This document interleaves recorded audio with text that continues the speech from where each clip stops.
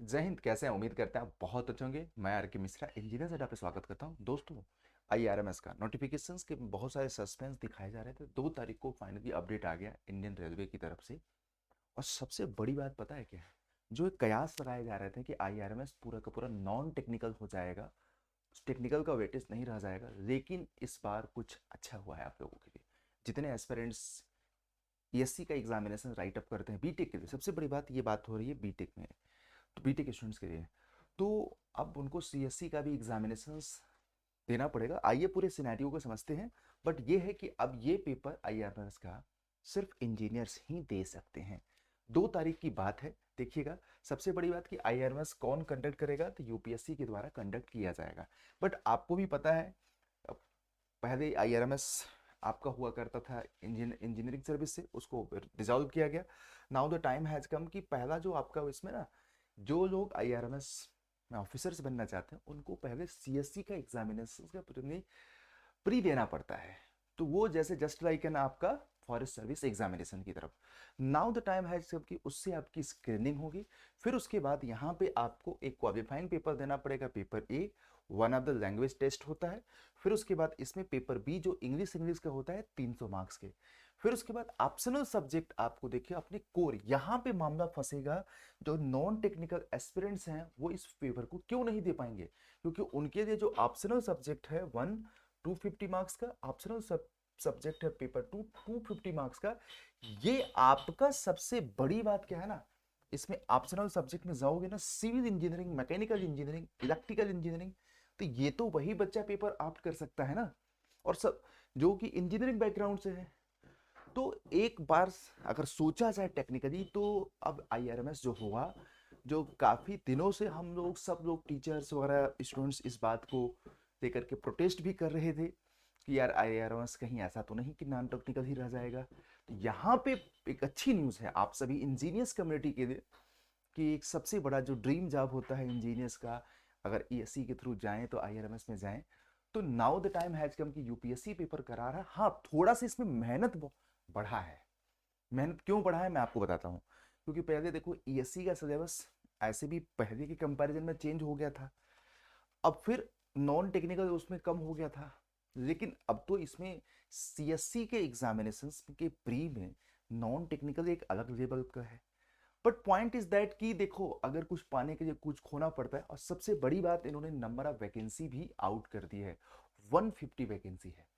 तो ये एक ठीक है, अच्छा एक नोटिफिकेशन इन्होंने जारी किया है। थोड़ा सा हमारे इंजीनियर्स पे मेहनत तो पड़ेगी। अब ये देखिएगा, क्वालिफाइंग डिग्री यहाँ पे इन्होंने बोला है, डिग्री इन इंजीनियरिंग, और दुनिया भर के बना दिया है degree in commerce, chartered accountant from the university. तो ये सारी चीज़ें हैं। और यूपीएससी विल ड्रा, मतलब पूरा का पूरा वही दी आप पावर दे दिया गया है यूपीएससी को। That is the simple meaning. तो ये एक नोटिफिकेशन था, मुझे लगा आप लोगों से शेयर करना चाहिए।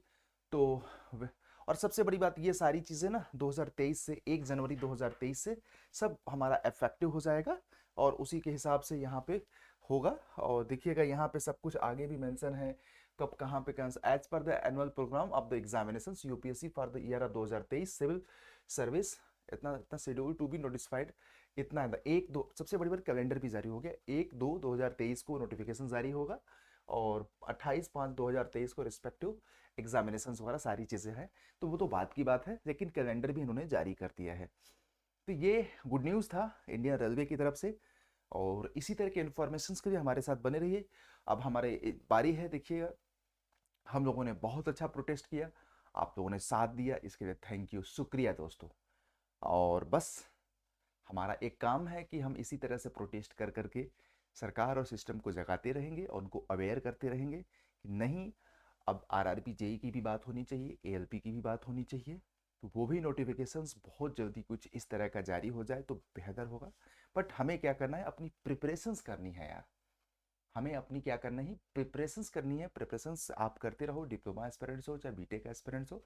जब भी नोटिफिकेशंस आपके रिक्वायरमेंट के हिसाब से आएगा, वो काम आएगा आपको, मैं बताऊं। ऐसा नहीं कि सिर्फ अगर आप आरआरबी जेई और एलपी की प्रिपरेशंस करते हैं, अपने टेक्निकल डोमेन को तैयार करते हैं, नॉन टेक्निकल को तैयार करते हैं, तो बेकार जाएगा। समझ रहे हैं कि नहीं मैं आपको बताऊं। देखो यहाँ पे गुड न्यूज़ आएगी नहीं तो आपके लिए भी आएगी यार। Just do. और हाँ, इंजीनियर सेटअप पे हम लोग आप लोगों को फ्री में भी क्लासेस दे रहे हैं mechanical, civil and electrical aspirants को। तो आप लोग बने रहिए इसी तरह की इन्फॉर्मेशन के लिए। थैंक यू दोस्तों। If you have any requirement regarding the live classes, यहाँ पे नीचे चल रहा है वीडियो के नीचे डिस्क्रिप्शन में आपके डेडिकेटेड एप्लीकेशंस की क्लासेस भी चल रही हैं, आप वहाँ पे ज्वाइन कर सकते हैं। और ज्वाइन करने का लिंक भी वीडियो के नीचे डिस्क्रिप्शन में है। आप मेरा हमेशा रहता है कि आप माइट भी सबसे प्रीमियम कंटेंट होता है जो एप्लीकेशंस पे, वहाँ पे सिविल मैकेनिकल इलेक्ट्रिकल का, उसको ज्वाइन कर सकते हैं, जिसमें आपको अपकमिंग सारे एग्जामिनेशंस का जेईई से संबंधित live class, test series, e book सब कुछ अवेलेबल है। वो भी वन टाइम सब्सक्रिप्शन प्लान होता है। फ्री में भी हम यूट्यूब पे पढ़ाते हैं, एप्लीकेशंस पे भी पढ़ाते हैं। तो कोड वहाँ पे यूज कर सकते हैं Y201, you will get the maximum discount और आप मेरे मेंटरशिप और गाइडेंस में रहोगे।